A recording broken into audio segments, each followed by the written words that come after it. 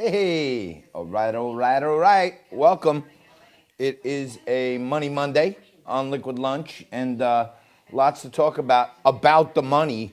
Market's going crazy, not quite understanding it. We're going to get into all of that. PPP money, all the small business loans that are out there, that money's running out again. We'll talk about that a little later, too.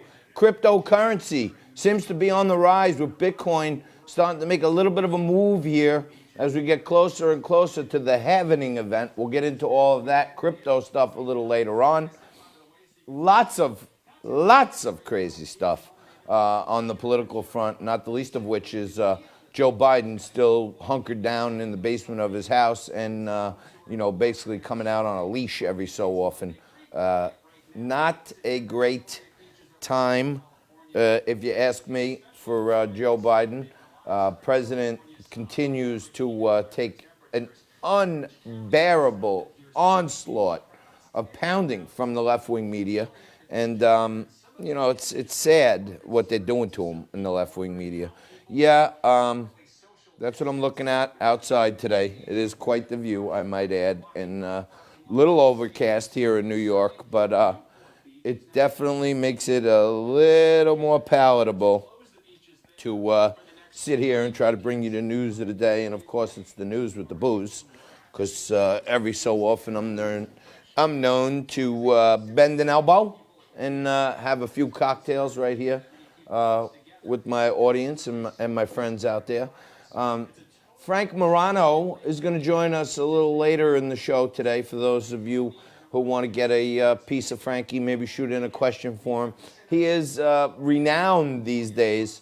As you may have noticed, those of you that do follow me on Facebook, I posted over the weekend my exclusive one-on-one interview with Roger Stone, who's now had his gag order removed. But the last person to interview him on national television before he was gagged, remember, he wasn't allowed to speak while he was on trial at all in any public forum. I got the last interview with him, and when he came out of the gag, now he's facing this week either a pardon, a commutation of his sentence, or allowed to remain out on bail while he appeals.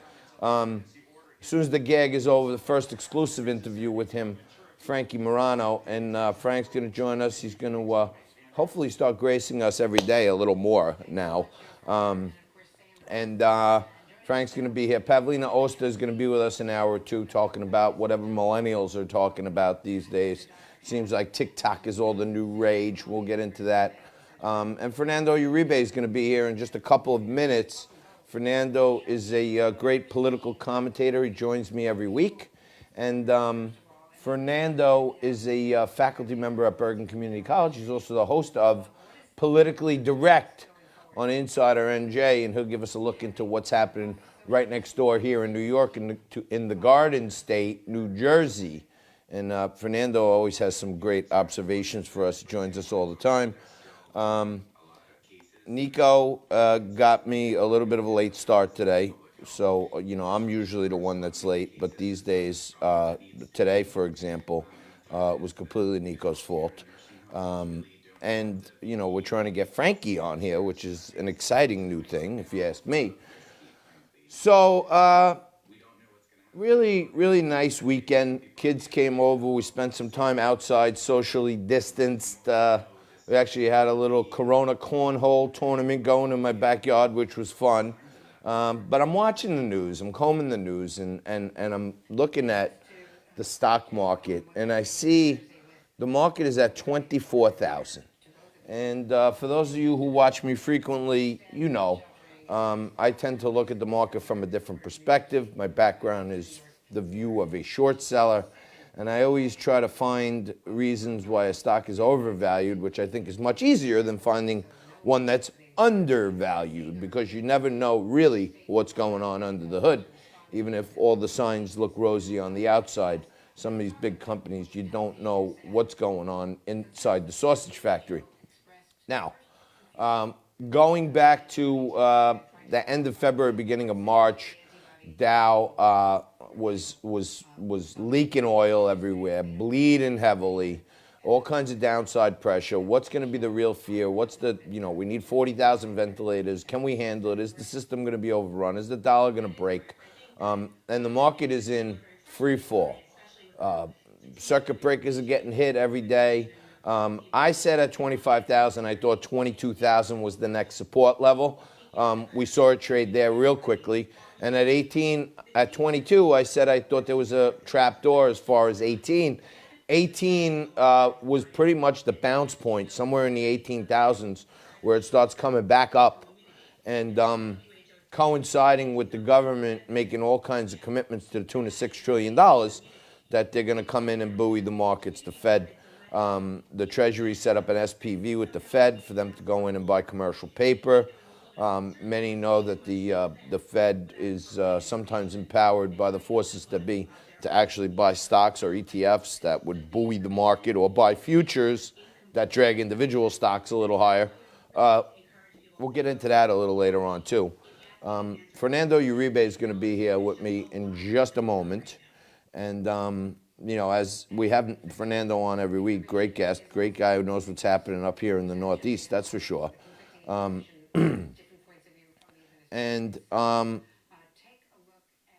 Fernando, for one, he works on a college campus. So there's a lot of talk now about what's happening on the college campuses. Are they even going to be back in September? Have they made such good advances with tele-college?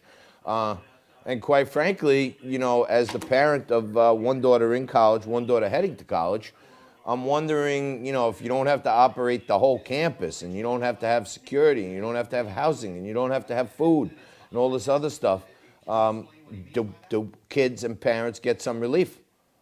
I wonder if that happens. And, the little man or the middleman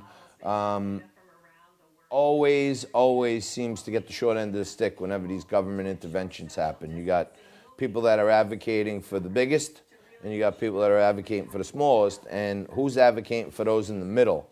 I'm not really sure. I wonder, actually. But then when I start wondering, I look out the window, I see this beautiful scenic view, landscape, Mother Nature, and it soothes me a little bit, okay? It doesn't soothe me when I'm watching the television and I open my eyes at 6 o'clock in the morning, and there they are on MSNBC still talking about how the president almost caused all these deaths from people who almost went out and drank bleach.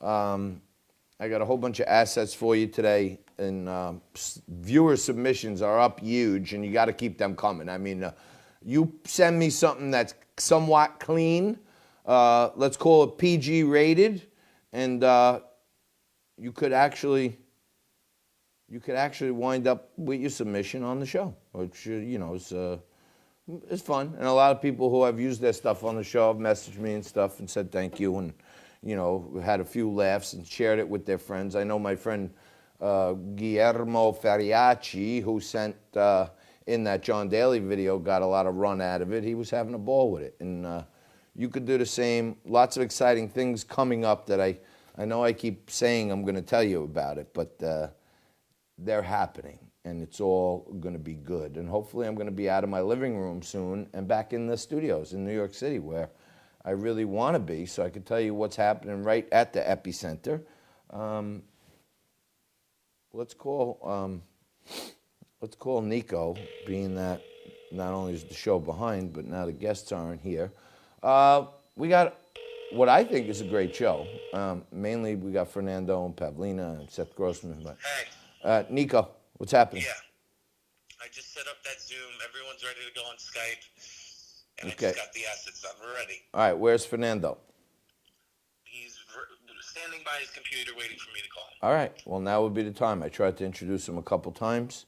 Put your phone on mute and tee up those clips from Ali Velshi. For after Fernando. Okay, all right, so apparently Fernando Uribe is going to join us momentarily. I'm watching Morning Joke this morning, and I'm really getting furious because they're still talking about this Bleach sunlight. First of all, there's all kinds of studies out there about how UV lighting is a very good thing. That, you know, that's undeniable. That most medical facilities use UV lighting to disinfect the tools that they use. So, you know, it's not, number one, not so crazy for the president to ponder a question to the greatest experts on earth. Hey, can we look at that? It's certainly not a suggestion. I'm going to read you his exact statement a little later on, that he didn't even say, hey, I think people should try this. He said, I'm not a doctor, and I wonder if we could take a look at it. But still, Monday morning, bright and early, 6 a.m., Morning Joe and Morning Mika are over there crying the blues about how Trump caused 30 people to call a hotline in New York and ask if it was okay for them to drink bleach. So, you know, maybe they should have called, you know, a mental health hotline, because most people that are sane know that you can't drink the bottles with the little skeleton and crossbones on there. I'm just saying.